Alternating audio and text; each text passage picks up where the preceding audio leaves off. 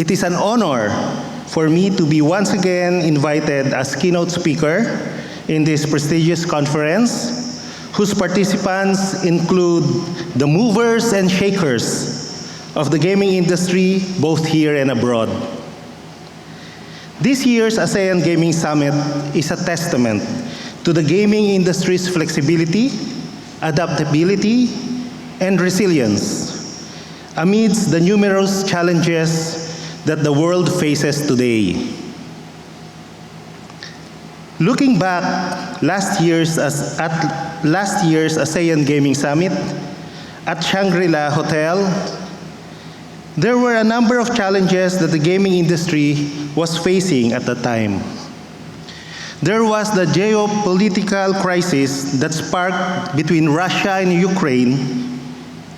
That was February 2022, where fuel prices surged and economies of most nations bore the brunt of this uncertainty. At the height of the pandemic in 2020, the Philippine gaming industry was not spared, as it saw significant all-time decline in gross gaming revenues. And just as the Philippines was slowly recovering from the strict community quarantine restrictions, the Omicron variant caused a huge surge in COVID cases in the first quarter of 2022, again, filling up hospitals and disrupting businesses. And yes, if I may add, as of July 2022, the new PAGCOR Board of Directors have yet to be appointed by the newly installed national government. But amidst all these challenges, the Philippine gaming sector remained resilient. In fact, in 2022, the total industry GGR was at 214 billion pesos. That is about $4.3 billion US dollars. A 189% increase compared to its 113 billion pesos, or 2.3 billion US dollars in 2021. This is also 84% compared to the 2019 pre-pandemic GGR of 256 billion pesos, or 5.1 billion US dollars.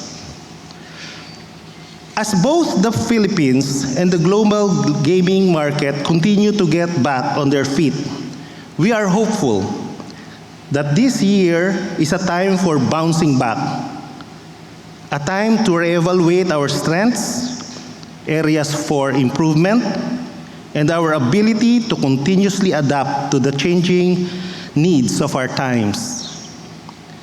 In PAGCOR, the thrust of the new administration is the modernization of both its operations and its regulatory functions. Yesterday, you have heard Chairman Alejandro Tenco speak of his vision for PAGCOR, and we at PAGCOR fully support that vision.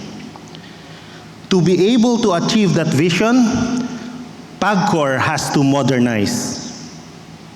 In line with this, among the things that have been completed and are in the process of completion are the following: an updated suppliers regulatory manual, and one of the highlights of which is the provision for the establishment of showrooms for suppliers to showcase their latest products. We already have an updated implementing rules and guidelines for licensees.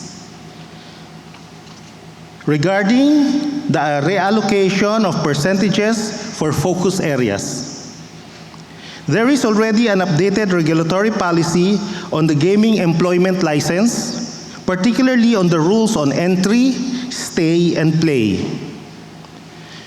We are working on upgrading our IT systems. This one is a priority project, as PAGCOR cannot possibly improve its processes without any enhancement in the area of information technology. Training and upgrading of skills of PAGCOR's human resources are being addressed. There is an ongoing restructuring in our organization to better improve our services. Likewise, we are also in the process of crafting the regulatory framework for online poker operations. We are in the final stages of creating the junket licensing regulatory manual. Also, in its final stage is the updated PAGCOR technical standards for electronic gaming machines. Once finalized and approved, these technical standards shall be used as one of the requirements for all EGM manufacturers and casino operators prior to importation and deployment of these machines on the gaming floor.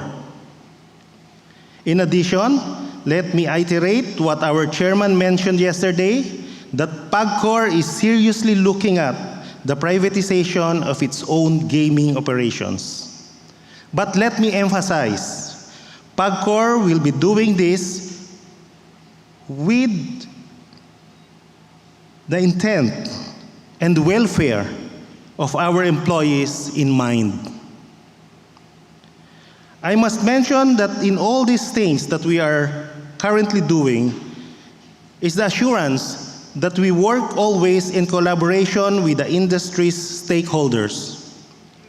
Moving forward, I believe that despite all the challenges that we are facing, the gaming sector can still blaze a trail and create opportunities. By adapting new technologies and new ways of doing things, we can forge new paths. As for the Philippine gaming industry, we can explore new markets, both here and abroad, provided that our regulatory policies are in place and that we maintain transparency. As our situation calls for a shift in our business models and strategies, PAGCOR will continue to ensure that regulatory policies, anti-money laundering laws, and responsible gaming practices are strictly observed. Maraming salamat at mabuhay tayong lahat.